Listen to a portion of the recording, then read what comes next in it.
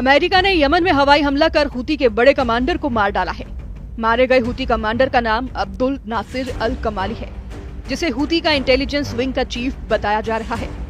इस बीच president Trump ने Iran के साथ परमाणु डील के लिए ओमान में होने वाली बैठक की जानकारी दी है। उधर ईरान के सुप्रीम लीडर अली खामनेई ने खाड़ी के 6 देशों को धमकी दी है। अली खामनेई ने कहा है कि जो देश अमेरिका को हमले के लिए जमीन और हवाई क्षेत्र इस्तेमाल करने देगा, उसे ईरान नहीं छोड़ेगा। खामनेई की धमकी के बाद तुर्की के राष्ट्रपति एर्दोआन भड़क गए हैं। सुपर पावर के जंगी जेट लाल सागर से उड़ते हैं, यमन में मंडराते हैं, हूती पर बम बरसाते हैं। बारूदी धमाके से धरती फटती है, तबाही मचती है, मगर जैसे ही धमाके का शोर थमता है, जवाबी हमला इससे भी जोरदार होता है। हूती की मिसाइलें उड़ने लगती हैं। रॉकेटबाज ऐसा करारा जवाब देते हैं कि अमेरिका और इजराइल दोनों सहम जाते हैं। दुनिया की सबसे ताकतवर लीडर ट्रंप के लिए ये युद्ध भी मुसीबत बनता जा रहा है। ट्रंप को एक बार फिर से ईरान ने जोर का झटका दिया है, जिसे ट्रंप एटमी बम वर्षक के धमाके दिखा रहे थे, जिसे ट्रंप ने जंगी बेड़े भेजकर डरा रहे थे। ट्रंप ने जिसे धरती से मिटा देने की धौंस जमाई, उसे ईरान ने सुपर पावर से सीधी टक्कर लेने का ऐलान कर दिया है। ईरान के सुप्रीम लीडर अली खामनेई ने तमाम दुश्मनों के नाम पैगाम जारी कर दिए हैं। ईरान के सुप्रीम लीडर अली खामनेई ने तमाम दुश्मनों के नाम पैगाम जारी कर महायुद्ध की चेतावनी दे डाली है। ईरान ने अपने लड़ाके फोर्स की तबाही के बाद उन सभी देशों को दहलाने का ऐलान किया है, जिन्होंने अमेरिका और इजराइल की मदद की है। अली खामनेई का दिमाग गर्म है। व्हाइट हाउस में नेतन्याहू और ट्रंप की मुलाकात का वीडियो सामने आने के बाद खामनेई का खून खौल गया है। ट्रंप नेतन्याहू की सीक्रेट मीटिंग की डिटेल ने ईरान को युद्ध के लिए भड़का दिया है।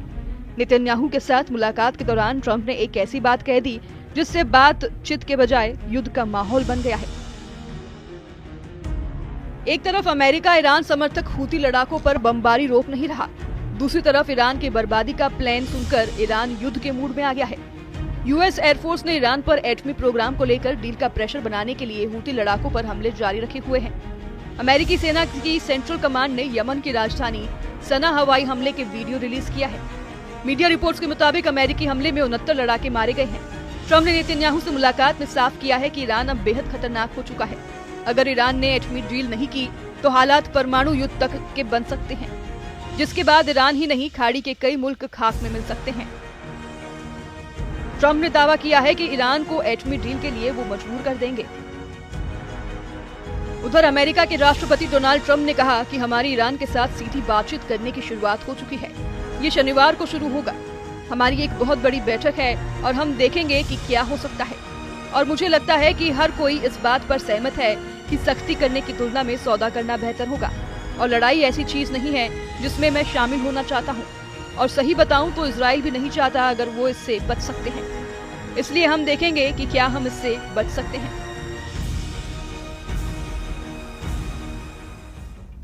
ट्रंप ने क्लियर कट कहा है कि ईरान को किसी भी कीमत पर एटम बम नहीं बनाने दिया जाएगा, जबकि ईरान है कि परमाणु हथियारों के कारखाने बंद नहीं कर रहा। ईरान न्यूक्लियर प्रोग्राम पर ट्रंप से बातचीत के लिए भी अपनी शर्तों पर तैयार हुआ है। ट्रंप ने कई बार ये धमकी दी कि ईरान उनसे एटमी डील पर सीधे बात करे, जबकि ईरान ने तीसरे पक्ष की मौजूदगी में एटमी डील के हक में है। ईरान ने अमेरिका को ओमान में परमाणु प्रोग्राम पर बातचीत के लिए बुला भी लिया है, लेकिन खामनेई एटमी प्रोग्राम को बंद करने की बिल्कुल भी मूड में नहीं है। ईरान के विदेश मंत्री सईद अब्बास अरागाची ने ट्रंप को 2 टूक लहजे में मैसेज दिया है कि ईरान का परमाणु कार्यक्रम शांति के लिए है, जिसे जारी रखा जाएगा। तो फिर ओमान में होने जा रही अमेरिका ईरान की मीटिंग में क्या होगा, जिसके लिए दोनों देशों ने हामी भरी है। ईरान के विदेश मंत्री ने सोशल प्लेटफॉर्म पर मैसेज देकर कहा है कि गेंद ट्रंप के पाले में है, तय उन्हें करना है कि युद्ध होगा या फिर शांति। ईरान की अचानक आक्रामक रुख अपनाने की वजह से यमन में अमेरिका को मिली नाकामी मानी जा रही है। 15 मार्च से अमेरिका ने यमन में हूती लड़ाकों पर बमबारी शुरू की। पहले जंगी जेट और फिर एटमी बम वर्षक से बारूद बरसाकर ट्रंप ने हूती लड़ाकों का सफाया किया। हालांकि 3 हफ्ते से ज्यादा चले हमले में अमेरिका को हासिल कुछ नहीं हुआ।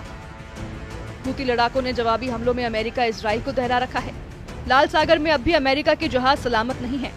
हूती की मिसाइलों ने इजराइल और अमेरिका के ड्रोन और मिसाइलों को तबाह कर डाला है, जबकि हूती से लड़ाई में अमेरिका के $1 अरब से ज्यादा रकम बर्बाद हो चुकी है। अमेरिका ने हूती के खिलाफ ऑपरेशन में अपने 6 परमाणु बम वर्षक और 2 जंगी बेड़े लगा रखे हैं। अमेरिका दावा कर रहा है कि अब तक हूती के 80 टॉप कमांडर मारे जा चुके हैं। हालांकि हकीकत में अब तक Houthi chief Abdul Malik Houthi को अमेरिका छू तक नहीं पाया है। हुती चीफ की बात तो दूर है, सुपर पावर के हाथ अब तक हुती प्रवक्ता याहा सिर्री भी नहीं लगा है। असलियत में अमेरिका को हवाई हमले में कुछ खास कामयाबी नहीं मिली है, जिसे देखते हुए ईरान भी अटैक मोड में आ चुका है।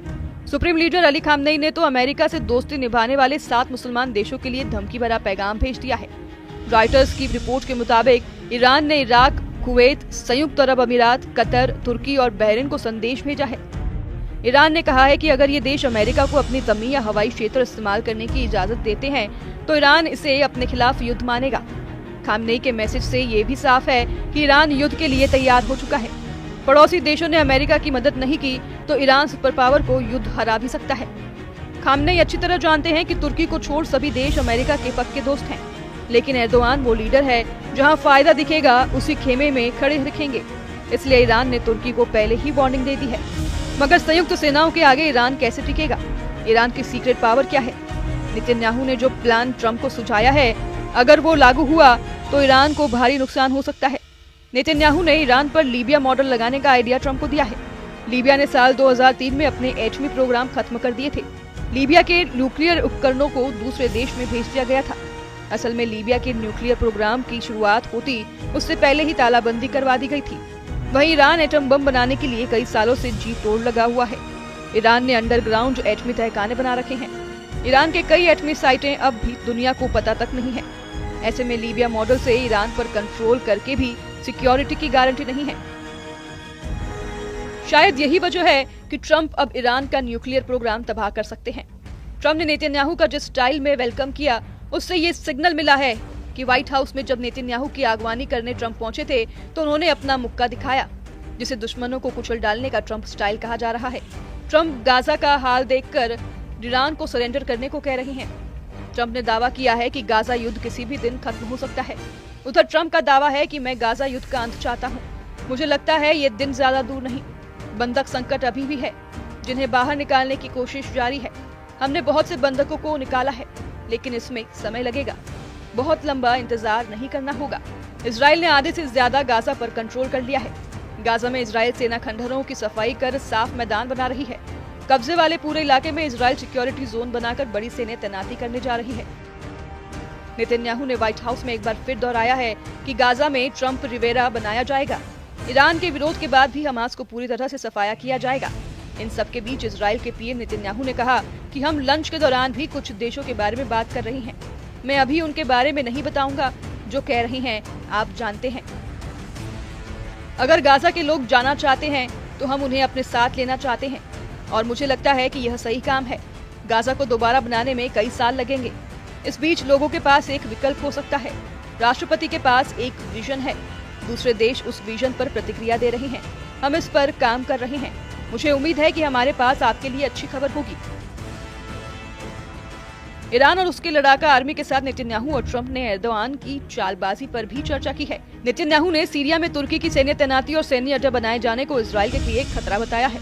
प्रेसिडेंट ट्रंप से नेतन्याहू ने अपील की है कि एर्दोआन की साजिशों का खात्मा जल्द किया जाए। नेतन्याहू ने ट्रंप से ये भी अपील की है कि तुर्की को किसी भी कीमत पर F-35 जेट नहीं बेचे जाएं।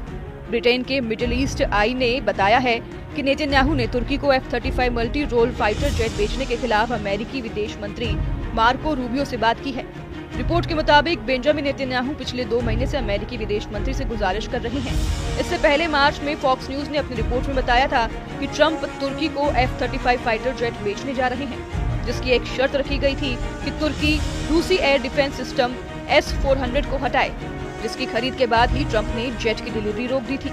अब एक बार फिर जैसे ही एर्दोआन F-35 जेट हासिल करने के करीब दिख रहे हैं, इजराइल की टेंशन बढ़ गई है। तुर्की ने सीरिया में तख्तापलट के बाद जिस तरह से सैन्य विस्तार किया है, जिस तरह तुर्की सैन्य अड्डे बना रहा है और सीरिया के लड़ाका ग्रुप्स को गठजोड़ बढ़ा रहे हैं, नेतन्याहू के लिए सिरदर्द बनता जा रहा है। नेतन्याहू जानते हैं कि तुर्की से टकराना इजराइल के लिए आसान नहीं। एर्दोआन के पास एटम बमों की भी भरमार है। नेटो देशों के सदस्य तुर्की के पास अमेरिका के दिए 100 एटम बम हैं। वहीं इजराइल के पास कुल 90 परमाणु हथियार होने की जानकारी दी जाती है। तुर्की हाईटेक वॉर में भी इजराइल से कमजोर नहीं। तुर्की के ड्रोन दुनिया में सबसे घातक माने जाते हैं। ऐसे में अगर अमेरिका ने एर्दोआन की नकल जल्द नहीं कसी तो ईरान से पहले तुर्की ही इजराइल को फोड़ डालेगा। एर्दोआन के इरादों को भांप चुके नेतन्याहू चाहते हैं कि ट्रंप जल्द से जल्द तुर्की को सीरिया छोड़ने का ऑर्डर रिलीज कर दें। तय ट्रंप को करना है कि किस फ्रंट पर बात करेंगे, किस फ्रंट पर बम बरसाएंगे। वहीं ईरान ने अपने युद्ध की तैयारी का ट्रेलर 6 मुस्लिम देशों को धमाका कर दे दिया है। Bureau report, news 18।